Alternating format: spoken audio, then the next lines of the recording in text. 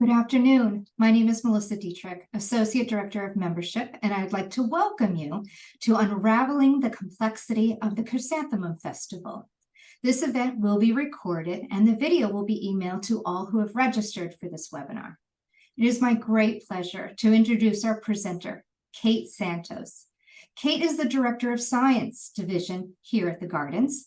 The science team encompasses floral culture production for our seasonal displays, conservation, horticulture, and collections, land stewardship and ecology, as well as the soils and compost teams. Kate has worked with chrysanthemums for a number of years and comes to the Gardens with previous working with one of the world's largest chrysanthemum breeders. She has an undergrad degree in plant biology and a doctorate in environmental horticulture. Kate will share about Longwood's history and science behind the Chrysanthemum Festival. At the end of the presentation, Kate will answer your questions. Please submit them via the Q&A function. Kate, thank you so much for being with us today to share about Longwood's long-standing seasonal display showcasing chrysanthemums. Good afternoon, everyone. It is my sincere pleasure to be here today and share with you some of the details behind our Chrysanthemum Festival. And so as a scientist, we tend to like to break things down into elements. And while today I certainly am not going to make you dust off chemistry textbooks and look at a periodic chart, particularly when we're talking about complexity, it's helpful to break it into parts. And so today we're going to start with talking about the plant, certainly the most important component of our Chrysanthemum Festival, and where our story begins. And as we go through our presentation today, we'll layer in the other elements that come into play with this festival.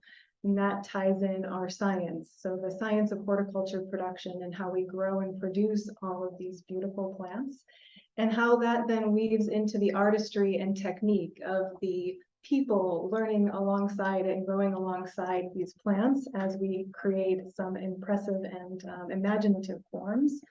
And last and certainly not least, it's all woven together with the creativity of our designs, which change and evolve every year, and bring to light new and inspiring displays for everyone to enjoy when they come visit the gardens. So from a botanical perspective, the cultivated chrysanthemum, Chrysanthemum morphorium, is in the aster family. Many people might recognize the aster family or know it as the daisy or composite or sunflower family. It's one of the largest plant families that we know so far, and there are a lot of representative genera that are included in that family. So chrysanthemum is just one of many. Other genera that you may be familiar with could include Achillea, Argyranthemum, or Leucanthemum. So a lot of really important and renowned classes that comprise this group. And one of the differentiating features, albeit there are many, is about the flower form within chrysanthemum. And that is certainly where you can see our story unfold as we move forward, is the fundamental botanical elements and the fact that they are comprised of disc and ray flowers, but also the genetic breeding and development that has come over centuries of work to really amazing and beautiful forms. So the chrysanthemum has been cultivated widely for quite some time, and over the last 100 years has earned the claim of being the most widely grown flower in the world. And with that comes a lot of enthusiasm and a lot of people across the world breeding and cultivating this amazing class of plants. The rough estimates that I've found are somewhere between 20 to 30,000 complex cultivars are on the market today. In terms of the United States sales figures, these are from a USDA floriculture crop report in 2020.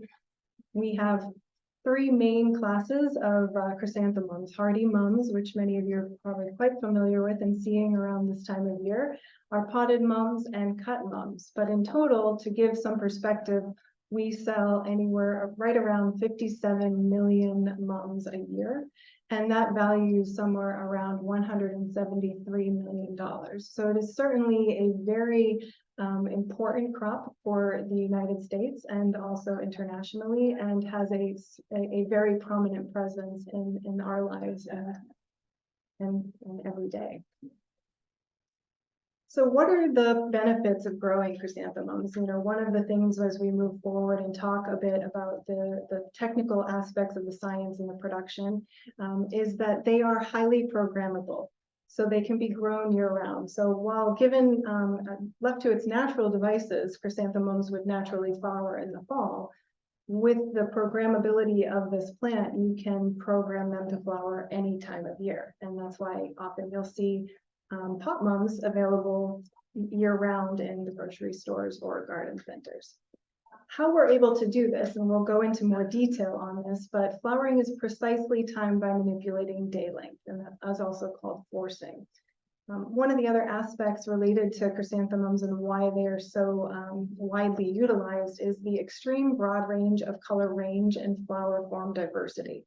And this has been reiterated and emphasized over and over again, and we'll highlight some of that today. And certainly as you have the opportunity to visit our Chrysanthemum Festival, you'll be able to see countless examples of this. One of the other nice things in terms of a class of plants that has global impact and integration is that it's also adaptable to a wide range of climatic conditions. So pretty much wherever you live and want to grow chrysanthemums, likely there are some classes of plants that will work for you. And last but not least, and this is certainly applicable to the cut flower industry, is that they have a very long post-harvest flowering lives, meaning that they're going to last a very long time in your vase and in your home after they've been cut. And I know for myself, that's always a really wonderful thing about mums, is that you can have them and interact with them in your home as well as outside year-round. When we take a step back and think about the global history of chrysanthemum, and I think in particular the chrysanthemum and how it has woven itself through human history, we go back as far as 500 BC. And at that time, chrysanthemum was recorded as being cultivated primarily for medicine in China. And as often is the case with humans and plants, and the closer we become connected to one another, we see the other opportunities and potential of them in our day-to-day. And so it's not surprising that 200 years later, we're also seeing signs of them being cultivated in China as an ornamental. And so as this popularity grew and we start to move forward in our history, we see that seeds were introduced into Japan in AD 366. That continues to move into plants being introduced into Japan. And with Japan, it really became a very important class of plants. And in 1910, actually became the national flower. And so you can start to see the inroads of thinking in the early 900s of this impact on these cultures. And it wasn't actually until much later, that in the late 1700s, that chrysanthemums were first successfully cultivated in Europe, and 10 years after that into America. And then on those heels, we start to also see breeding and development and cultivation expanding to these parts of the world as well. Now, whenever thinking of origin stories, I always want to start from the beginning. And so with a cultivated chrysanthemum, ultimately it's about where its parental lines came from. And I think this is an interesting story on a couple levels. So first and foremost, for a class of plants that have been cultivated for hundreds of years, it's always interesting to learn and see how far they've come. And so you can see here in the pictures of some of the progenitors that we feel are of the wild relatives of our cultivated chrysanthemums that we know today, look quite different than the cultivars we know. And so this is Chrysanthemum indicum in the yellow flower and Chrysanthemum vestitum. But some of the other interesting things that science is unraveling is that we don't know the whole story. And so even for a class of plants that is as widely known and understood in the world as chrysanthemum, we still don't know where the maternal line originated. And this is in part based on the fact that the maternal line may actually have gone extinct in the wild. And so therefore we don't have a comparable genome to compare against, or it could be that we just haven't found it yet. And so there's also an element of mystery still to uncover and learn within this class of plants as we move forward. Ultimately, though, where we've come to today is an incredible diversity of form and habit and shape to bring together and bring to life some incredible displays here at Longwood that originated very far from our shores. And so when we think about our history here, chrysanthemums have been featured in Longwood since our conservatory first opened in 1921. So these are historical photos from 1934, already depicting some of the beautiful chrysanthemums that are featured through and along the alleys in the conservatory. But for us, where we really see an inflection point in the Chrysanthemum Festival and where we build to today started actually at the inception of also our plant exploration program. And so for our very first expedition was to Japan. And John Creech, our first Longwood explorer, visited Japan in 1956. And he came away with being so impressed with this category of plants of large flowered and show types that he saw in Japan that he'd never seen the likes of in the United States. And so was really inspired by them and the opportunity to bring some of those back to the United States and share at Longwood. And it's, I think, really important and an excellent example of the value of cultivating these relationships and understanding of these different cultures and traditions and techniques and collaborating and sharing those across the world. And that was certainly the vision that Creech had in 1956. Our plant exploration program has continued to grow and evolve and support and work in elements of conservation as well as in discovery and understanding of broader classes of plants. But it remains as true today is also about an opportunity to inspire and educate. And actually our plant exploring team here in the gardens today just actually returned from a trip to Japan. So these relationships that we've cultivated in the 1950s continue to extend and build upon still to today, and is a very important component of what we do. As we move into post Creech expedition and bringing back additional cultivars and techniques to Longwood, we really see a dramatic change in the displays. And so you can see here in 1956, in addition to it now being a color photograph, but it also demonstrates, and you can start to see dotted through a number of different flower forms and different types, and also starting to evolve some of the different techniques. And so you can see here again, we're really getting into a diversity of flower shapes and forms in the 1957 as the displays continue to evolve and expand. And so, and here is 1960. So where we're starting to see the columns are starting to get more vertical, and that's employing some of the cascade techniques. We're seeing baskets come into the displays as the Longwood horticultural team continues to advance and understand the different techniques that are being employed, or understand these techniques and adapt them to our conditions. And by 1969 and 1970, you really start to see this dramatic evolution of the program here. 1969, you see this amazing chandelier over the fern floor. And in 1972, we see the columns starting to really take shape and magnify your presence and perspective in the conservatories to all dimensions of space and height. And as we move into the 1990s, and actually started a little bit earlier than this, the program also evolved to utilize themes. So here we have a theme of the Wizard of Oz. And again, this is a picture of the fern floor and a very cool hot air balloon with the wizard. You can see the Emerald City in the background, all crafted and designed with mums.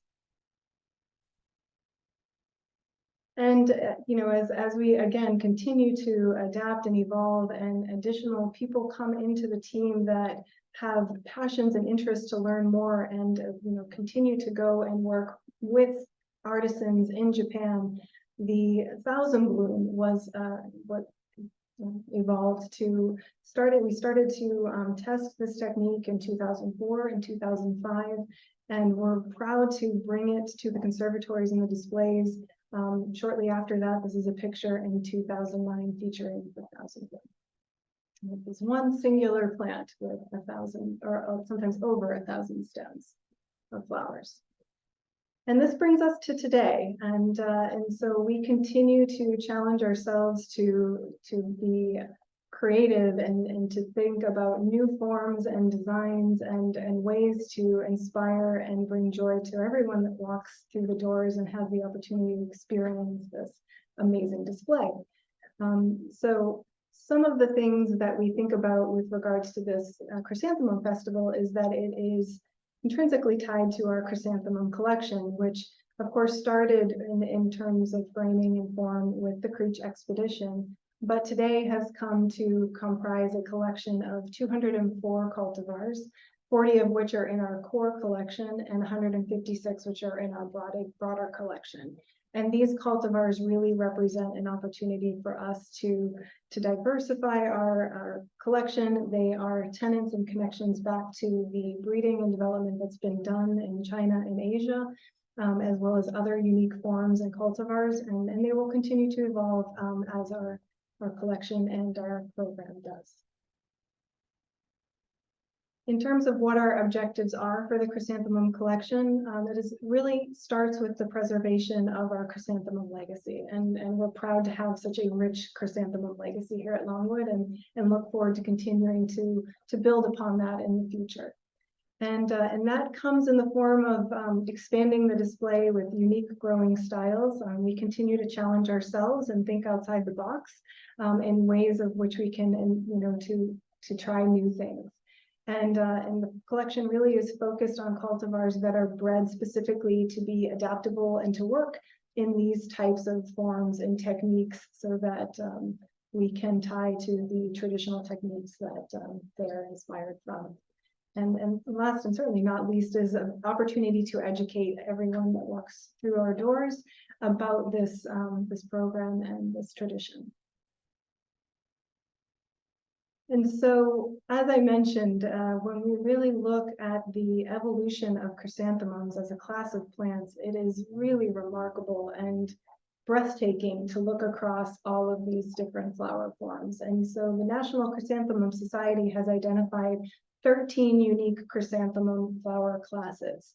And we are proud to have all of these classes represented in our collection.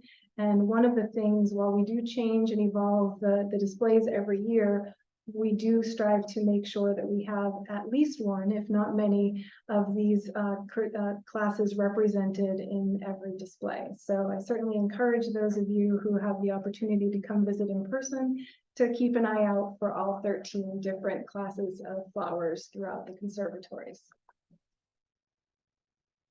Hand in hand with the chrysanthemum is the art of training them. And for us, as we've talked through, is something that originated in China and Japan. And as early as the 19th century, private events began to build to public events because of how popular it was for people to have the opportunity to come and marvel at these intricate displays of chrysanthemums. And it was a real honor to have the opportunity to display some new cultivars that have been breeding to these groups, and also to demonstrate the technique and art that continue to evolve.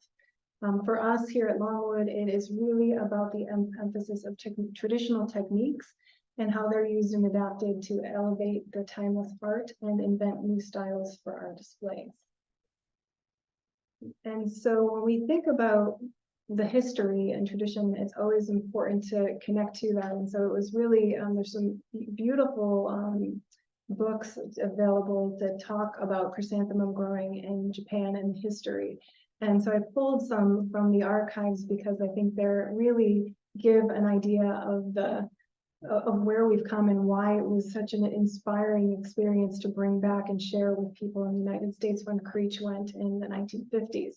And so here we know that these chrysanthemum parties were recorded to date back all the way to the 1880s.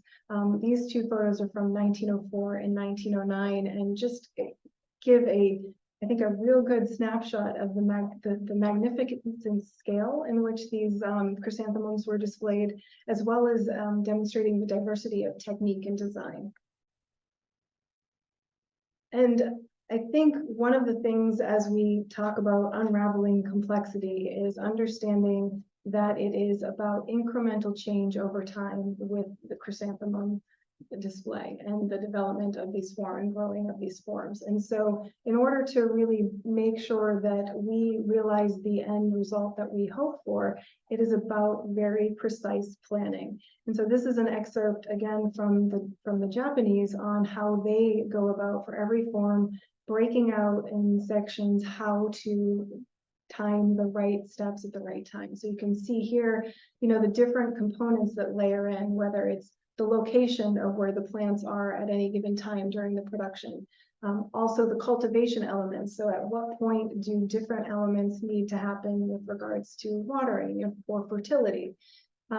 Also linked into that is the seasonality. So the time of year is very dependent on what things need to be done when. And so this also, in this case for the cascade chrysanthemums, things get started in late November and carry through to the following year. So this is a 12-month snapshot for the different steps that need to be done to get to the end result.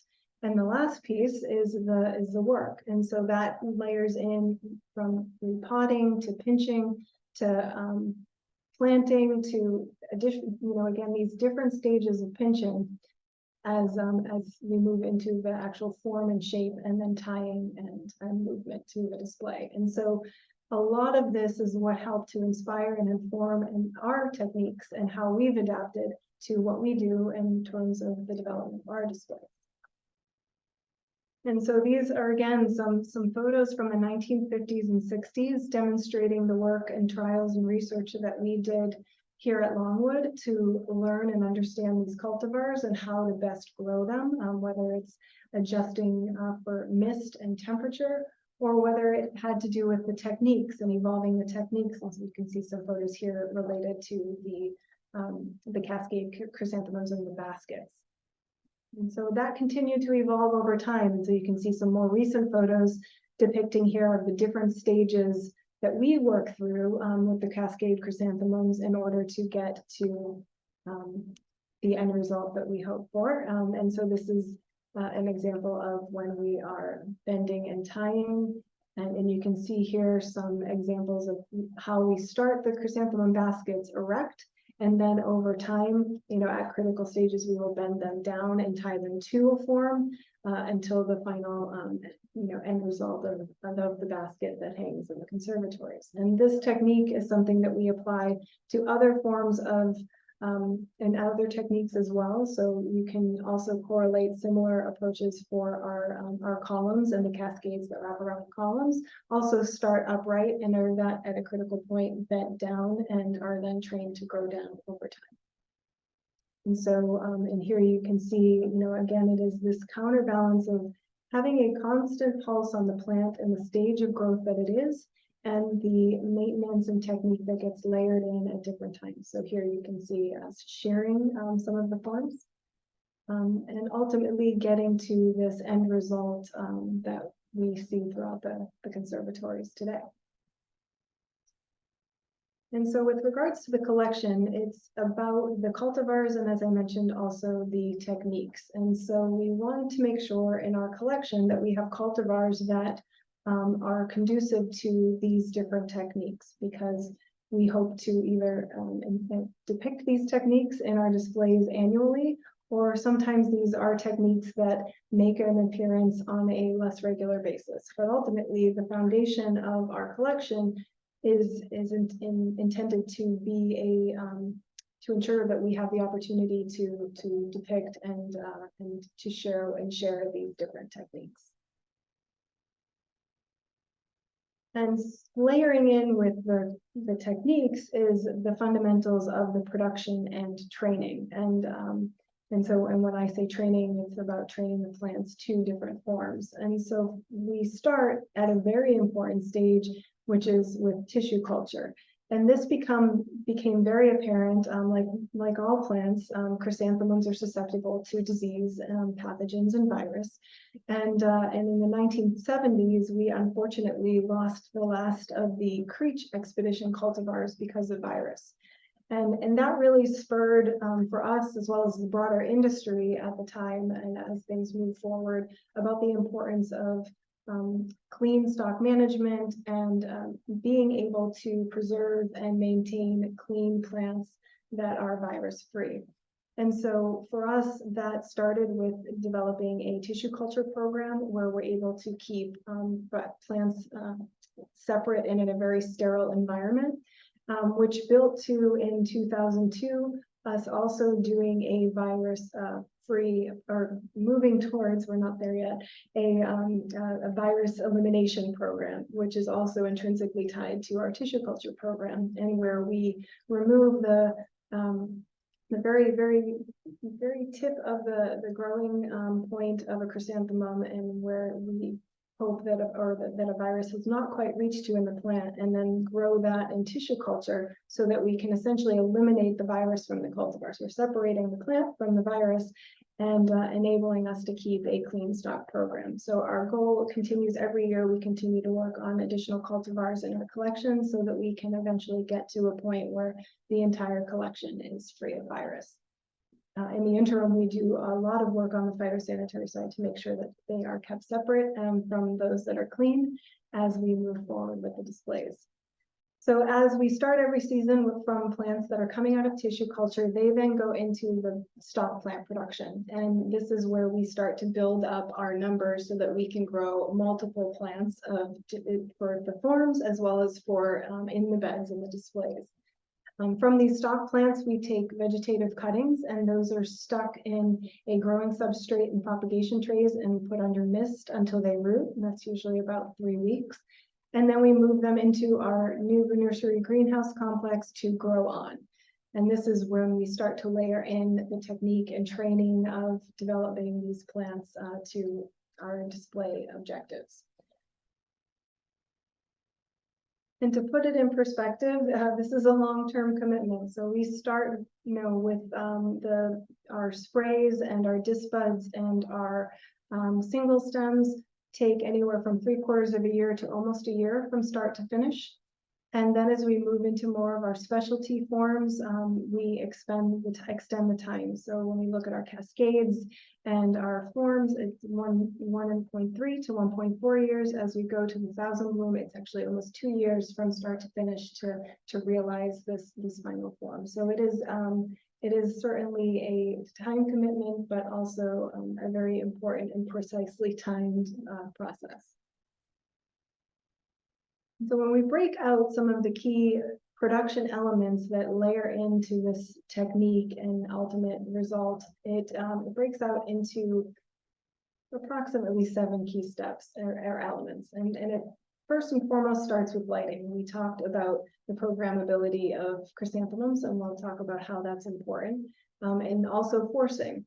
And then these other elements, which are independently pretty straightforward and able to be trained, but it's about how we layer them in and then the timing of them. So whether it's tying, pinching and pruning, disc budding, grafting, and stem breaking. And so we'll go through each of these and talk a little bit in more detail. And so with lighting, we talk, there's a couple different ways that we utilize lights. And we're very fortunate with our new greenhouse facility that was finished in that 2020, is it's given us a lot of flexibility in what we're able to do and how we're able to control the environmental conditions for the plants in our greenhouses. And this is probably the most important for our chrysanthemums. And so this comes in play to start with our stock plant program, because with stock plants, we need to maintain, they need to be vegetative year round for us to be able to take cuttings.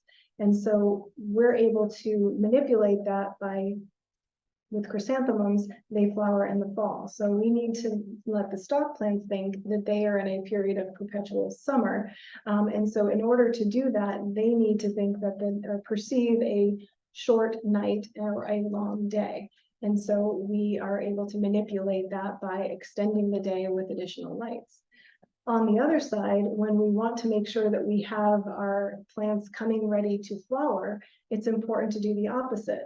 And while, yes, this time of year they would naturally flower, they all flower a little bit differently. So the lighting also enables us to be able to program them alongside one another so that we can also interrupt the night, in which case that shortens the day and enables the plants to perceive that it's fall and they should start flowering. We also utilize lights to increase intensity. And so this gives us the opportunity to on cloudy days where it may not otherwise be getting, the plants may not be getting a lot of light, that sometimes can affect the timing to flower as well. And so it may mean that the plants will take a little bit longer to flower if we have a series of very cloudy days.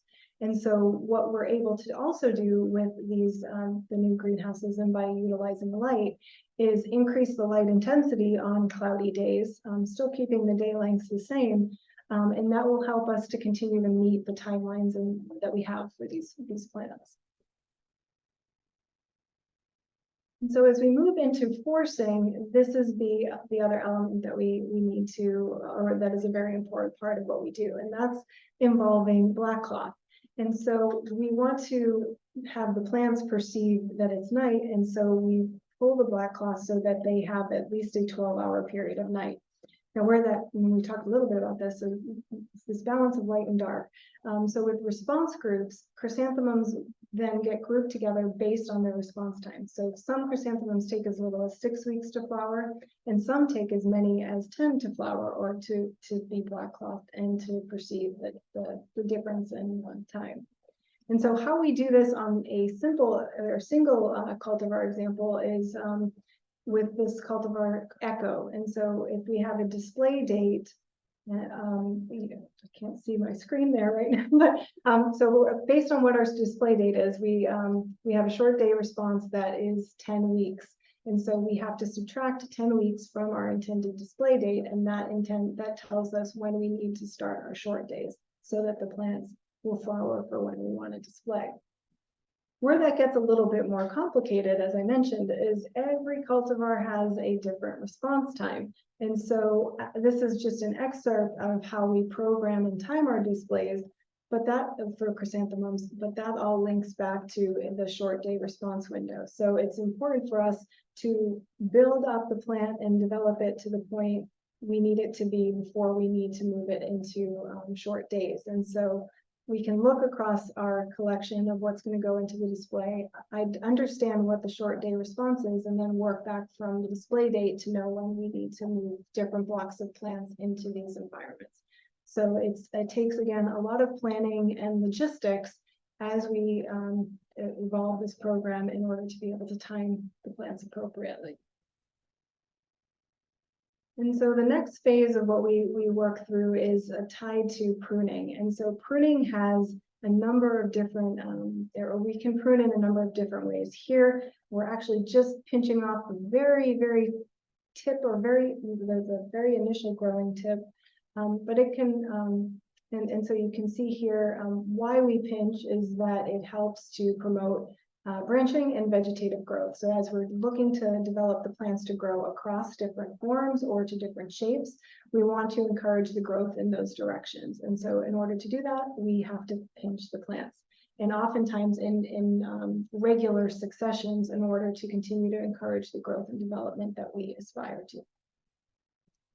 And then you can see here, in addition to the very fine pinching, that we also have tools like scissors that give us a little bit more control in terms of where we need to pinch and where maybe not, to evolving to being able to also use pruning shears, where we're looking for a bit more of a uniform shape and giving us more of those clear lines to realize, like you can see here with the spiral. And tying is another important element. And so we use tying in a variety of different ways and in a variety of different types of ties in order to, again, align the plant with the form. And you can see here, whether it's with string or with twist ties, it's about one, we do tying to align to or affix to the form and the shape. And the other is also to align the flowers in measured distance from one another as we get to those finished forms. And this is just another example of, again, showing the extent of the tying that we do. So to also emphasize that it is something that we come back and do weekly to really make sure that we're working alongside how this growing and developing plant is moving.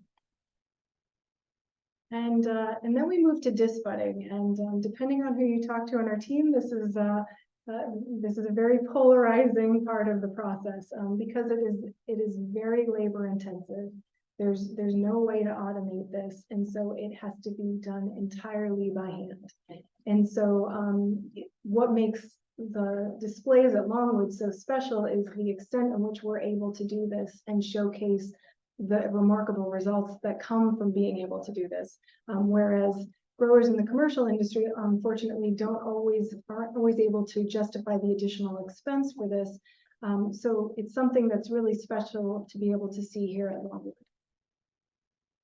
And so what does disbudding mean? Ultimately, it means removal of buds. And so in this case, it's really the lateral buds. And so you can see in these photos how, you know, it's a deft hand because you want to retain the main terminal bud and remove all of the lateral buds around it. So it is very detailed work that you have to have a very deft hand in order to do. And so this is a way to show the different ways that disbudding can impact the final aesthetic of the plant. So you can see here in the spray form that it has had no buds removed, and you can see that we have the highest count of flowers, but they're the smallest. As we move to disbudding, where we have multiple stems, and within each stem we remove all of the lateral buds except for the terminal bud, you see that the flower form gets larger. But we still have multiple flowers per plant. And then we go to the single stem, in which case we remove all of the branches and just leave one bud per plant. In this case, the pot has 2 single stem mums in it. So you can see the outcome, though, with a single stem is that you get this very large flower because the plant is putting all its energy just into that one flower. So they are very special. One of the other techniques that we employ, and this is something that has been a technique evolved and adapted from the Chinese techniques, is grafting. And we graft we'll graft chrysanthemums onto other chrysanthemums, as well as graft chrysanthemums onto a scion of another species, Artemisia. And then we have a very strong base that we then build up across. And so with grafting, we start with the chrysanthemum cutting. We remove part of the outer stem so that the vascular tissue in the cutting connects with the vascular tissue in the grafted plant, where the plant is being grafted to. The grafted plant is cut in half, and then the graft is inserted inside. And then we use a plant-safe tape to affix the two. And then after a period of time, once the graft is set and the plant is actively growing and the connection has been made, we will remove the tape. And so these are some of the forms that we apply grafting to, and you can see really beautiful finished results. The pagodas are one of my favorites in the conservatories, and certainly one to take a look at if you have a chance to visit in person. One of the really unique elements of what we do here, and is a component of many of the forms that you'll see in the conservatories, is stem breaking and bending. And this can be a pretty nerve-wracking process for someone who's not done it and learned the technique. And we have people within our team that are quite skilled and proficient in doing this. But ultimately, what is done is the plants are wilted down and then carefully bent and wired to the frame for training as we move through the process. And so it's a very, you hear a snap when you bend the plant, and it's the intercambium snapping and will then bend down. And then the thing about chrysanthemums and this doesn't work for all classes of plants, is that it will recover from that and still nutrients and water will flow through that bent stem. Other plants don't necessarily have that level of elasticity and will not. And then we have our cascades, which is really just a way to show that stem bending in all its glory, and really what the end result really brings a magic to the display.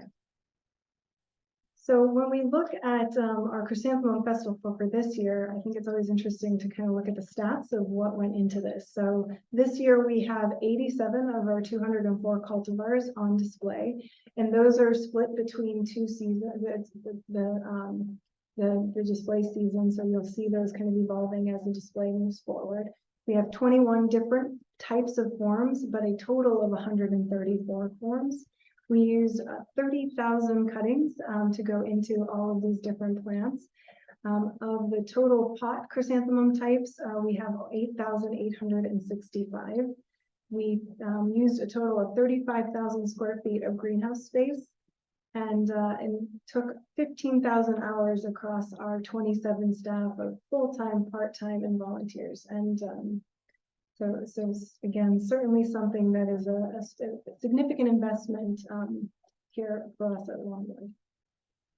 And I'll close before we go to questions with this quote, and I think it really connects to the most important thread of this program, in that chrysanthemums represent the unchanging beauty and art of people and plants working together. And I think for as important as all of the components are that we talked about today in realizing this display, it really comes down to the people and the skill and the passion that we have in this team and in the volunteers that come and work and support with us every day is what brings this display to life every year in such a magical and innovative way. So for those of you who may be interested in growing your own chrysanthemums this fall, many of the cultivars that we have on display are unfortunately not hardy, but relatives that we're all very familiar with that are hardy mums are available this time of year and perennial. And they're pretty straightforward to grow, I would say. You know, they need a balanced fertilizer. They want full sun, and maintenance really is pretty straightforward in the fact that it would really benefit from deadheading to help promote another flush of flowers. And if you're interested in planting your garden mum, it's all about making sure the site preparation is in place. So make sure it's well drained, fertile soil, that it receives plenty of sun, especially in the morning. That you're digging a hole that's about twice the size. Ideally, planting mums is actually best in the spring, but I know many of us have many of them here now. And so the most important thing for success in planting in the fall is just making sure you have enough time after it's been planted for it to actually establish before the ground freezes and before there's a frost, because you want the plant to be able to root out. And that's usually somewhere between 4 to 6 weeks after planting before that frost and the ground freezes in order to accomplish that. So also for any of you really inspired by chrysanthemums and would love the opportunity to try your hand at floral design with chrysanthemums, we do still have some openings in an in-person floral design class on October 26th. So if you're interested in that, please register. And with that, I will open it up for questions. Again, thank you all for your time and for giving us the opportunity to share some information about our program. Okay, thank you so much. That was fantastic. As Kate mentioned, she is happy to answer your questions. So please put that in the Q&A and we will get to them. So the very first question we have, Kate, is do you think about global warming and what effects will have on the areas that mums are grown in? Is there a tolerance for heat with mums, or are they pretty risk avert? I think with every class of plants, that's something we need to be aware of, and I think for plant breeders, that is an element that is a factor that's considered. So heat tolerance Actually, when I was in the industry, we would be conducting trials all across the United States, and Florida was always the most interesting one for feedback because that gave us the opportunity to understand which chrysanthemum cultivars were the most heat tolerant. Oftentimes as a class of plants, they tend to be pretty resilient to heat, but it can delay flowering. So one of the things that we're really looking at in developing is having cultivars that are tolerant to heat, but will also flower. So definitely something that's being worked on. An important piece of it. Could you explain the difference between core collections as well as border collections within the MUM collection itself? Absolutely. So our core collections have the highest level of I would say recognition within the organization, and so our core collections really define for us a level of standard where they have a curator, someone who is really cultivating and evolving that collection in a way that we see intrinsic to the identity of our legacy as well as our future. The other cultivars that comprise our chrysanthemum collection give us more flexibility to add and adjust. So whereas the core collection tends to be more fixed because they're cultivars that whether it's linked to the traditional techniques of and or cultivars tied to the techniques that we want to preserve, whereas the other cultivars may be more interchangeable based on other factors. So like, for example, if we are looking for things that are more heat tolerant, so that layer gives us more dexterity to move cultivars in and out. Wonderful. We have quite a few questions about the Thousand Bloom MUM. And one aspect of it, how many Thousand Bloom mums do you grow? What is that growing process like? And when do you expect that to be on view? So we grow 2,000 blooms because you never know if something may go wrong, and it is one single plant per 1,000 bloom. And so and like I mentioned, that process starts almost 2 years in advance of when they go on display.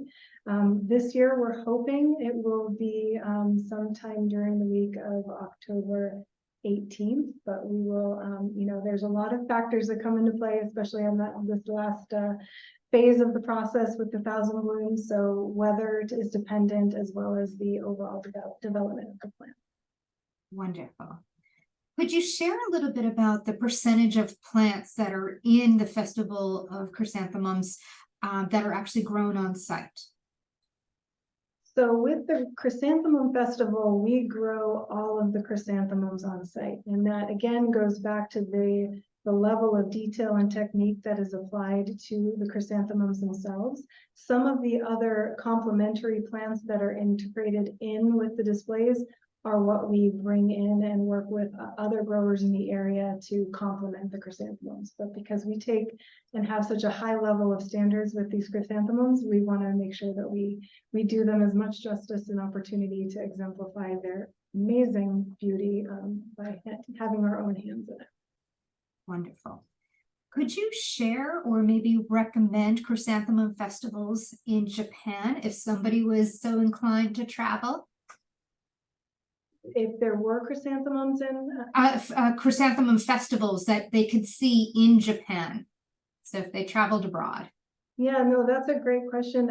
As I understand it, every city has its own festival that they celebrate during this time of year, and the timing can be a little bit variable depending on the region and when they have the festival. But certainly something I think I'd probably need to do a little bit more homework to know exactly which ones when, but I think also the internet is usually pretty helpful on identifying these particular things because it is such an important element for the Japanese culture. So it should hopefully be something that's highlighted on that front.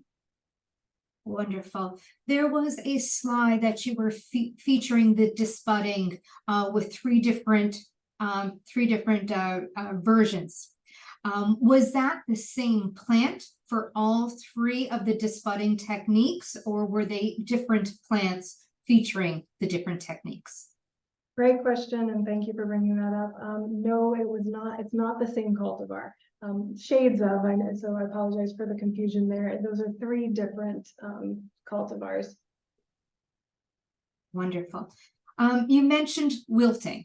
Do you let the plants become, and do they not yellow and lose their flowers? So I'm sure there's a very delicate balance of wilting and when wilting is needed. Could you share a little bit about that?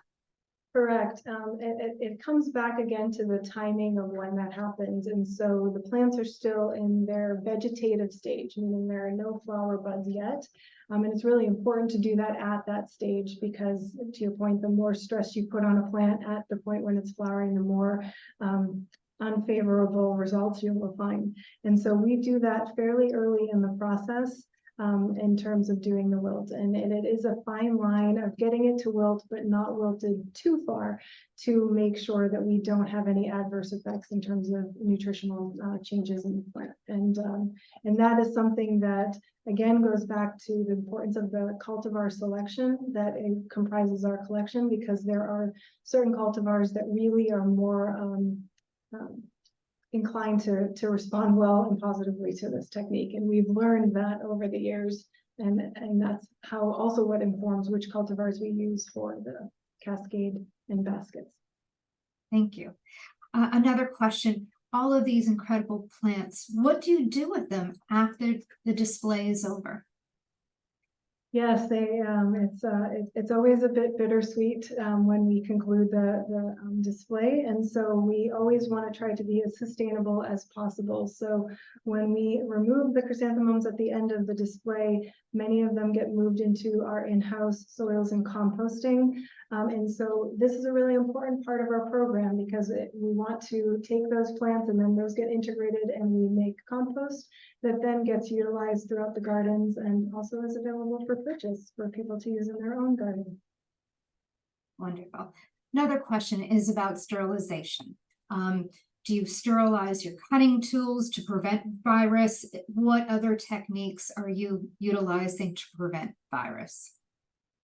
Absolutely. I think with virus prevention, it's a lot about being as proactive as possible. And so what we do, and then also being very meticulous about transfer. And so it's about, we also isolate each individual plant or cultivar so that they, you don't have risk of transmission from one to the other. When we are doing pinching or pruning, it's either, to your point, we will either sterilize the tool or it's sterilizing the hands, so or the tool that we're using with gloves. So there's a number of different techniques that you can employ depending on the resources that you have available and the stage in which you're doing it. Wonderful. This is a question about maintaining the chrysanthemum forms once they are on display. Do they need quite a bit more maintenance? Is there deadheading, pruning, or is it just water and fertilizer? Could you share a little bit about that?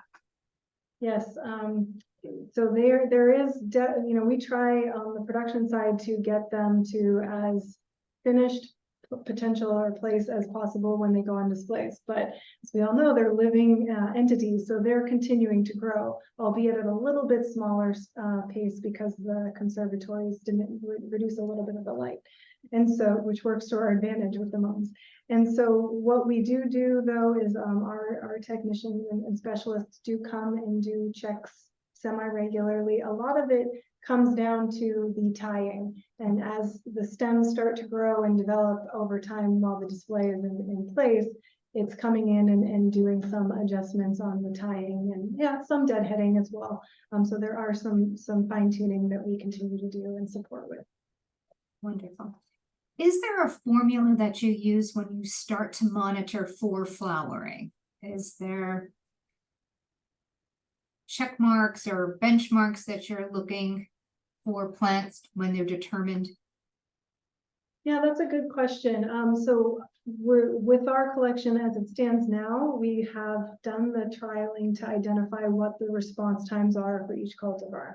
But if we were to get in a new cultivar that we don't know that yet, then we would do a series of replicated experiments and treatments and to determine when it starts to flower. So put it through, for 6 days and see, or 6 weeks, 6 days would be really fast, and see if we're starting to get flower buds, and then try 7 and 8, until we get to the point where we're starting to see flowers. And that really helps us to inform. Then moving forward, it tends to be, once you know that for a particular cultivar, that's something that then can be predictable and planned on year after year. Wonderful. Could you share about what influences the color of the flowers on a particular plant?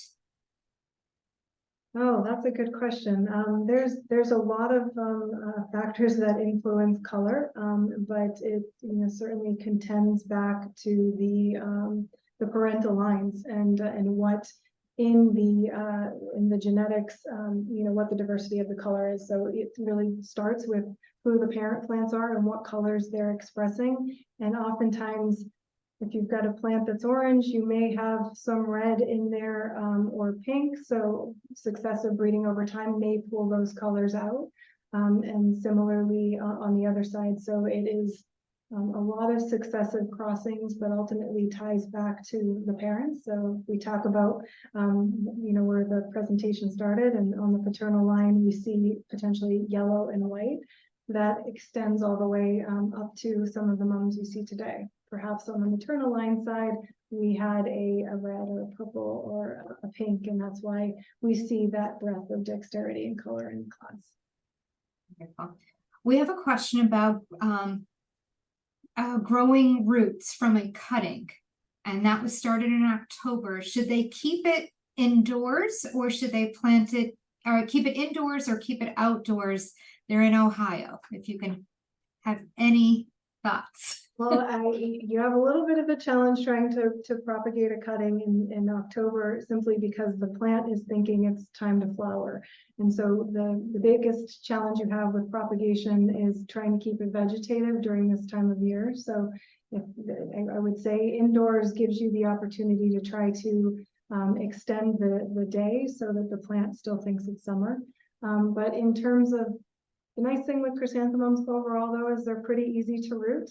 And so I would say just make sure that you're keeping it hydrated and turgid, and you should see rooting hormone can't hurt. So if you want to use a rooting hormone, and then usually by about a week, you should already start to see roots coming, and that will give a good indicator that you're heading in the right direction. And by 2 to 3 weeks, you should be good to go. Wonderful. So this is our last question. And there was a few questions about our greenhouse that you featured in some of the images. Could you share a little bit about the nursery production greenhouse and where it is on the premises? Absolutely. So this is certainly one of our prides and joy right now. And for a team that takes, we grow over 1,300 taxa in-house. And so you can imagine how much the variability in environmental conditions can change depending on the type of plant. And so this greenhouse really gives us the opportunity to tailor the environmental conditions to different genera from all over the world, to bring the most or the best potential of the plants to the displays. And so we have 13 I was going to say, so with regards to these greenhouses, in terms of orientation, they're on the opposite side of Route 1 from the entrance to the gardens. And so that gives us the opportunity. It's not a public facing part of the gardens, but we're able to grow 2/3 of our production in-house there. We also do have some production greenhouses behind the conservatories that enables us to grow the other third of our production, and is where most of our poinsettias are actually being grown. Wonderful. Hey, thank you so much for being with us today and sharing your love of chrysanthemums, but your deep knowledge of chrysanthemums with our members.